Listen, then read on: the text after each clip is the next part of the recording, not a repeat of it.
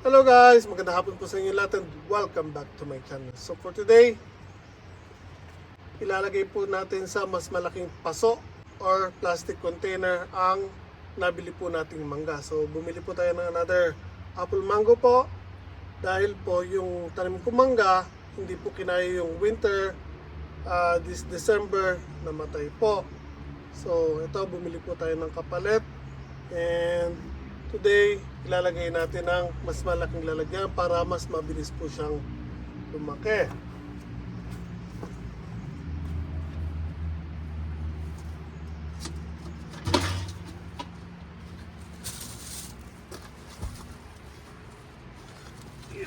Okay. So ito actually guys yung puno ng mangga na tanim ko na namatay. Ayan.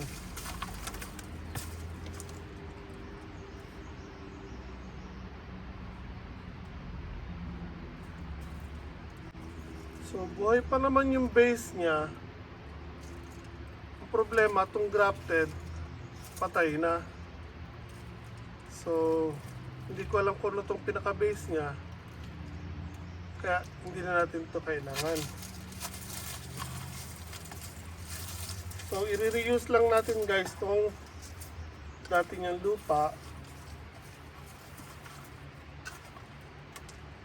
Pero dadagdagan natin ng pataba tsaka panibagong lupa mula dito sa garden kasi mas maganda tong lupa natin sa garden. So lagay lang natin dito sa malaking batya para may mix natin na maayos ang lupa.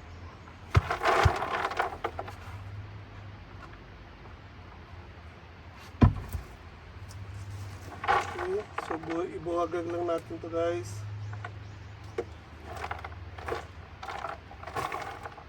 Galing natin yung ugat ng mga damo.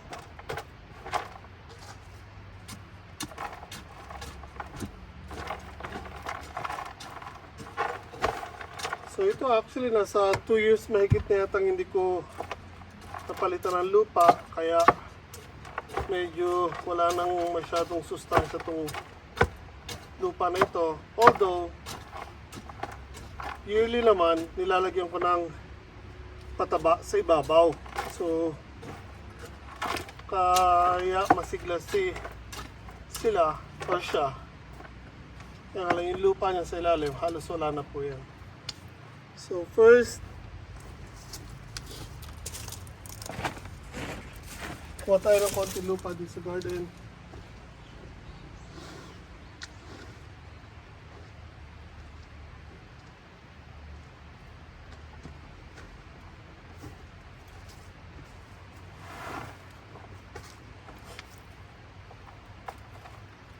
Para lang mahaluan ng panibagong lupa guys.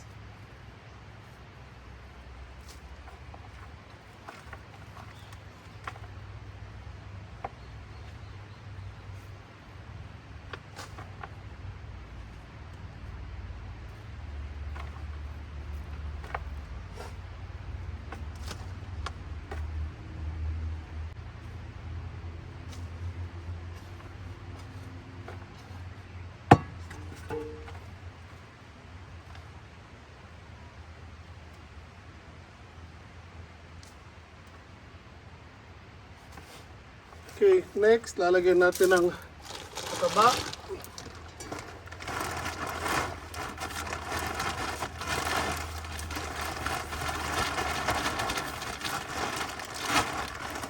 Konti lang para hindi naman maging matapang masyado yung bago nating lupa. Kasi kung makikita nyo, pellets po ito. So later on, madidecompose or hahalo siya sa lupa. Kaya konti lang po yung lalagay natin. So haluin lang natin maigi. Okay guys, so now lalagyan na natin lupa tong plastic container.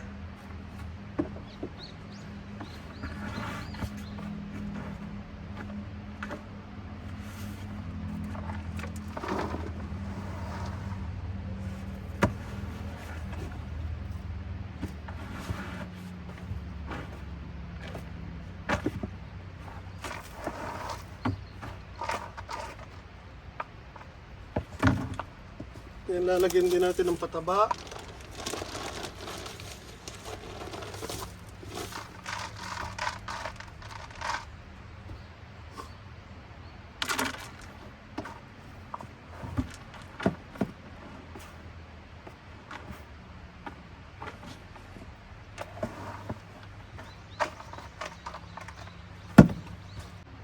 Okay, so tingnan lang natin ang level ng lupa natin. Ganyan.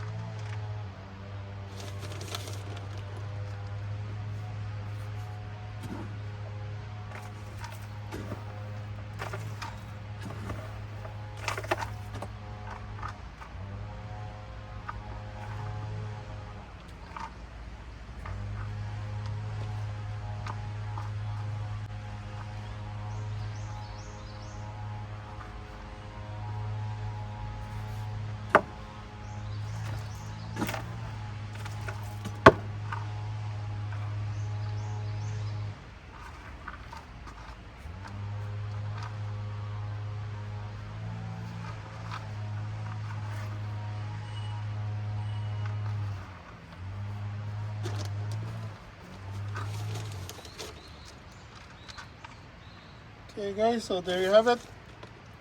Na-transplant na po natin ang bago nating mangga.